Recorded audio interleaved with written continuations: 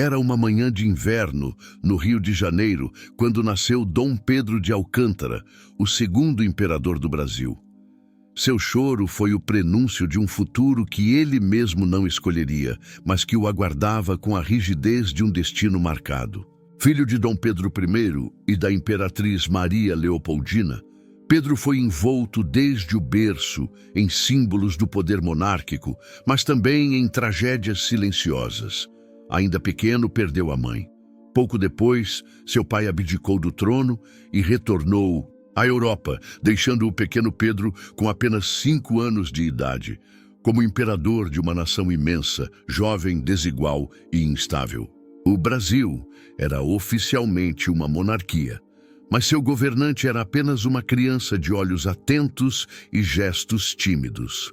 Enquanto outras crianças aprendiam a ler com a mãe ao lado, Pedro era cercado por governadores, ministros e tutores. Seu mundo era o Palácio de São Cristóvão, onde os corredores frios guardavam mais silêncio que vozes. Cresceu sob a tutela da chamada Regência Trina Permanente, um governo provisório que conduziu o país até que ele atingisse a maioridade. Mas a infância de Pedro foi tudo, menos infantil. Aos 7 anos, já era tratado como símbolo de estabilidade política. Seus brinquedos eram trocados por livros de filosofia e história, e sua educação visava não apenas a formação de um homem, mas a construção de uma figura pública capaz de liderar um império. Cresceu estudando latim, grego, francês, astronomia, matemática, teologia e ciências naturais. Pedro raramente sorria nas pinturas da infância. Os artistas da corte tentavam retratá-lo como alguém digno do trono, mas no fundo havia solidão em seu olhar. A figura do menino imperador passou a ocupar um papel quase sagrado na mente do povo. Muitos o viam como herdeiro legítimo de uma esperança nacional, alguém que traria ordem à jovem nação. O Brasil enfrentava revoltas regionais, conflitos políticos e instabilidade econômica, enquanto Pedro crescia em meio a tudo isso, sempre sob vigilância. Mesmo sem ter ainda o direito de governar, era pressionado a entender os meandros do poder e a carregar nos ombros a expectativa de milhões. Foi nesse contexto que o chamado golpe da maioridade surgiu. Aos 14 anos, antes mesmo de alcançar a idade legal, Pedro foi proclamado imperador de fato, graças a um movimento político que desejava restabelecer a autoridade centralizada. Em 1840, aos olhos do mundo e dos brasileiros, Dom Pedro Auguste estava pronto para governar.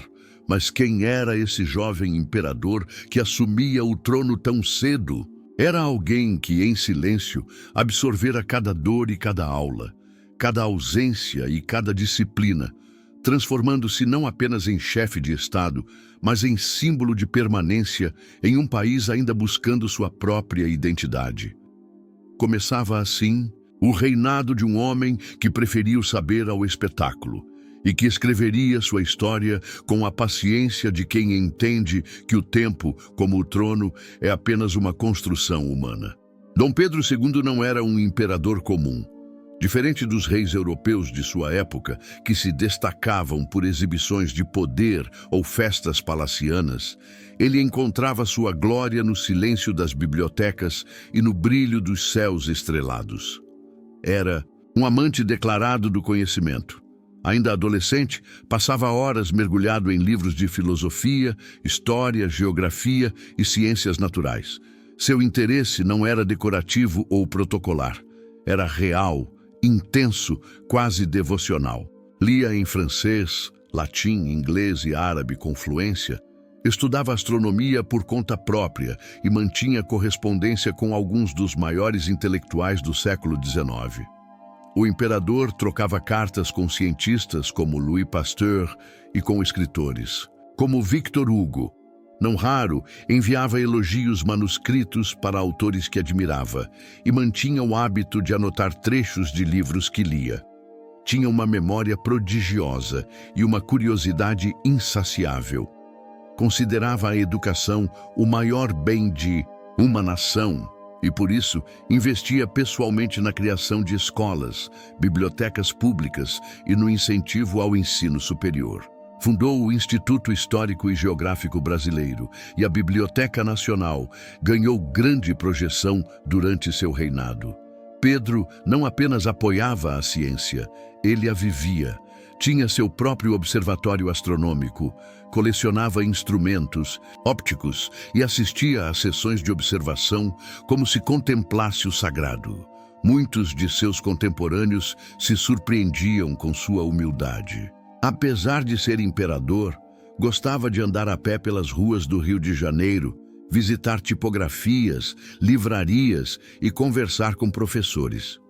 Frequentemente usava roupas simples, dispensava pompa e preferia ser tratado por Pedro do que por Vossa Majestade. Sua vida doméstica era austera, quase monástica. Tinha uma relação formal com sua esposa, Teresa Cristina, com quem compartilhou mais respeito do que paixão. Mas era um pai presente e um marido fiel aos seus compromissos. Seus filhos também. Foram educados com rigor intelectual. A princesa Isabel, sua filha mais conhecida, herdou dele o gosto pela política e a coragem para decisões difíceis. Dom Pedro II acreditava na ciência como alicerce para o progresso. Em plena monarquia, era um defensor do telégrafo, da fotografia, da eletricidade. Incentivava inovações e se encantava com as descobertas modernas. Quando conheceu Alexander Graham Bell e viu a demonstração do telefone, foi uma das primeiras pessoas fora dos Estados Unidos a reconhecer o impacto que aquilo teria no futuro. Para ele, ser imperador não era acumular glórias passageiras, mas garantir que o Brasil não ficasse à margem da evolução humana. Numa época em que reis governavam com espada ou cetro, Dom Pedro II escolheu o livro e o telescópio. Não porque eram instrumentos de mando, mas porque eram janelas para o infinito. E é talvez por isso que mesmo hoje sua figura continua a inspirar, por ter entendido que o verdadeiro poder não está em comandar os outros, mas em conhecer profundamente a si mesmo e ao mundo que nos cerca. Quando Dom Pedro II assumiu o trono de forma oficial, em 1840, o Brasil era um país marcado por revoltas, disputas internas e um senso constante de instabilidade. Mas com o tempo, sob sua liderança paciente, o Império encontrou um raro período de equilíbrio político e prosperidade econômica. Durante as décadas seguintes, o Brasil vivenciou uma fase que historiadores chamariam de o Segundo Reinado, um período em que a figura do imperador serviu como um eixo de moderação entre as forças políticas em conflito. Dom Pedro II não governava com autoritarismo. Pelo contrário, sua presença constante, seu respeito pelas instituições e sua habilidade em dialogar com diferentes setores políticos garantiam uma estabilidade rara na América Latina daquele século. Os partidos liberal e conservador se alternavam no poder, e o imperador sabia navegar entre eles com habilidade diplomática. Sua intenção nunca foi consolidar um domínio pessoal sobre o país, mas preservar a unidade e a continuidade institucional. Ele entendia o valor simbólico da monarquia e o utilizava como um elo entre províncias distantes, raças diversas, culturas múltiplas. Era um defensor do federalismo moderado e evitava interferências bruscas nas decisões parlamentares. Mesmo sendo o chefe supremo das Forças Armadas, sua postura era quase sempre conciliadora. Raramente usava sua autoridade máxima, preferindo a persuasão ao decreto. Durante o Segundo Reinado, o país avançou na infraestrutura, principalmente com a construção de ferrovias, telégrafos, portos e estradas. A cultura do café crescia no Sudeste, tornando-se a principal base econômica da nação. Dom Pedro II incentivava a vinda de imigrantes europeus para substituir o trabalho escravo. o que mudaria a composição social e cultural do Brasil. Também surgiram jornais, academias, sociedades literárias e o espírito intelectual da época floresceu sob o incentivo do imperador. A Guerra do Paraguai, entre 1864 e 1870, foi um dos maiores desafios de seu governo. Apesar das controvérsias e dos custos humanos, o Brasil saiu vitorioso, consolidando sua posição como potência regional.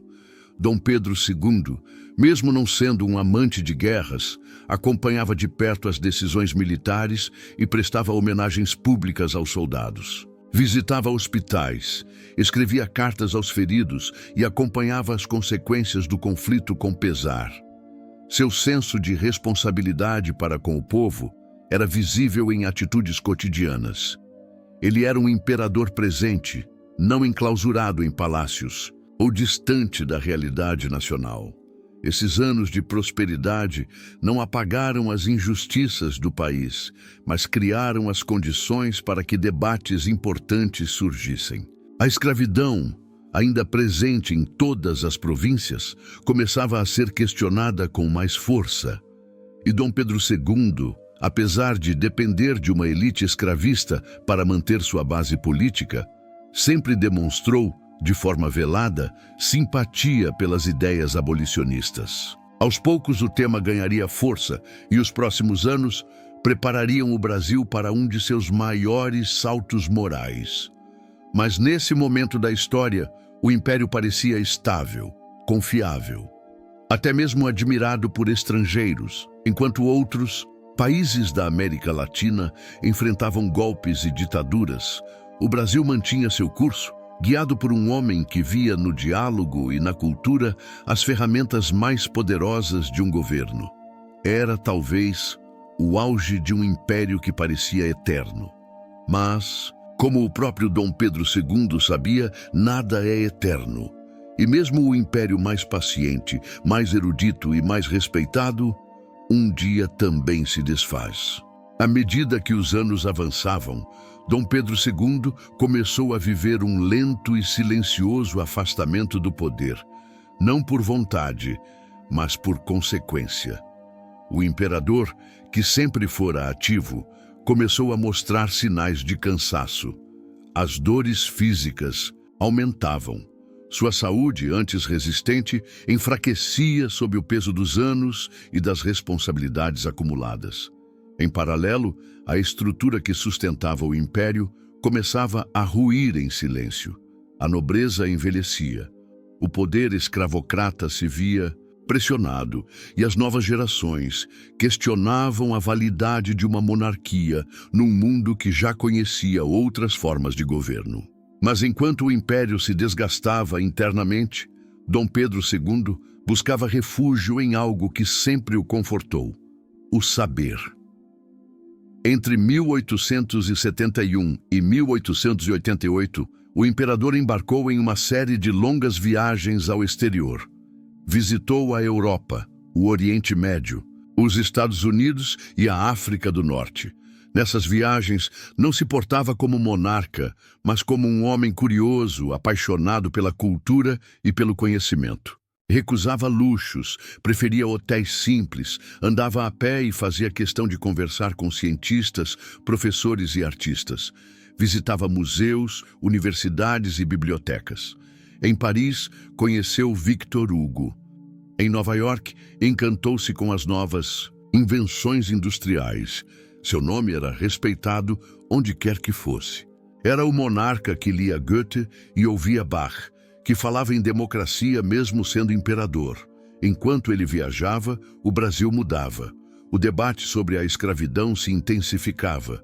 E embora Dom Pedro II não tivesse o poder de abolir a escravidão, por decreto, ele incentivava sua filha, a princesa Isabel, a tomar decisões corajosas.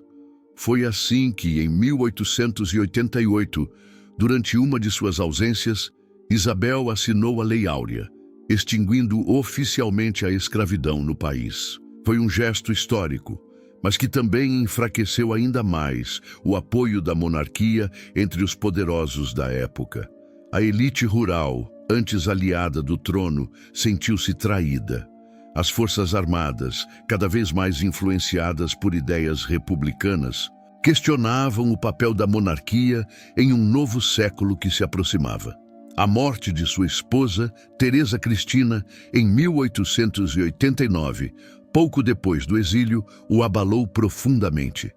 Dom Pedro II, que já havia perdido 3 filhos e sofrido inúmeras dores, silenciosas ao longo da vida, agora enfrentava também o fim de sua missão imperial. No mesmo ano, a monarquia brasileira foi abolida. Um golpe militar, liderado por Marechal Deodoro da Fonseca, encerrou o reinado de mais de meio século de um homem que nunca se apegou ao trono, e talvez por isso o tenha ocupado com tanta dignidade. Exilado na Europa, Dom Pedro II viveu seus últimos anos em hotéis modestos, sem títulos, sem poder, mas cercado por livros e recordações. Recusou conspirações para retomar o trono. Não queria revoltas, queria paz. Era um homem, cansado, mas sereno. Nas últimas páginas de seu diário, escreveu com simplicidade: Deus sabe o que faz. No frio europeu, longe das terras tropicais onde nascera, Dom Pedro II passou seus últimos anos com a mesma dignidade silenciosa que cultivara ao longo da vida. Vivia em quartos simples, caminhava entre livros e escrevia cartas com caligrafia firme, ainda que o corpo lhe cobrasse os anos. Recusava qualquer ostentação, não aceitava ser tratado como monarca, pedia que o chamassem apenas de Senhor Pedro de Alcântara. Os dias passavam calmos, mas com uma saudade constante do Brasil. Ele não lamentava o fim do trono. Lamentava o afastamento da terra que aprendera a amar como um filho aprende a amar a mãe. Queria voltar, não como imperador, mas como alguém que desejava repousar os olhos uma última vez sobre sua pátria. Seus pensamentos voltavam sempre à infância, aos corredores do Palácio de São Cristóvão, aos livros lidos à luz de lamparinas, aos gestos contidos de sua esposa, à coragem de sua filha.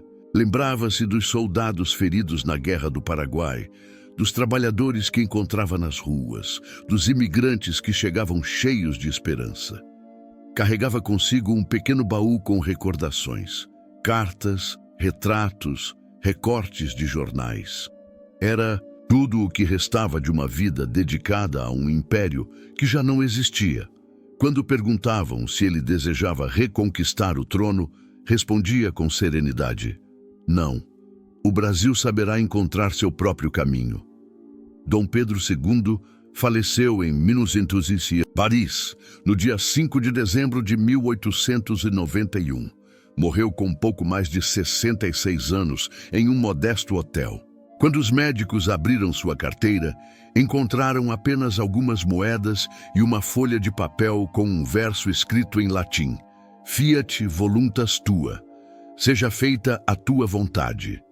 Não houve pompa, não houve salvas de canhão, mas houve silêncio, respeito e comoção entre aqueles que o conheceram.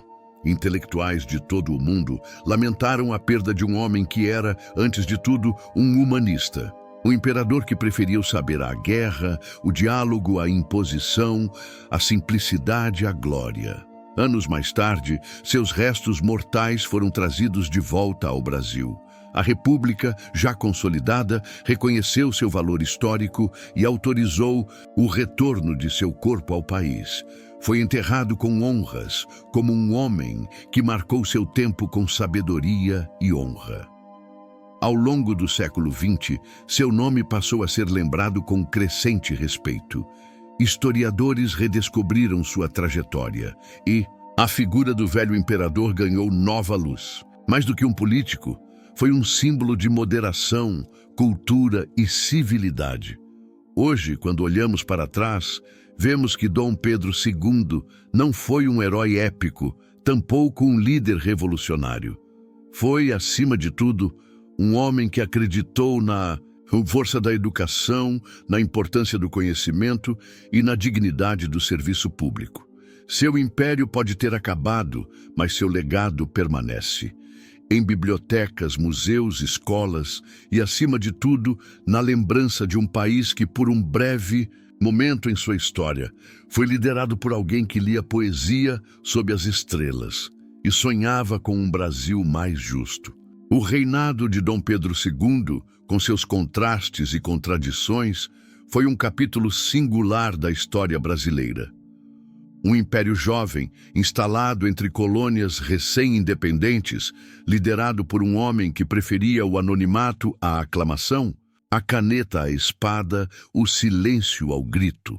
E talvez por isso mesmo sua figura permanece não como um vestígio do passado, mas como um espelho de possibilidades não vividas.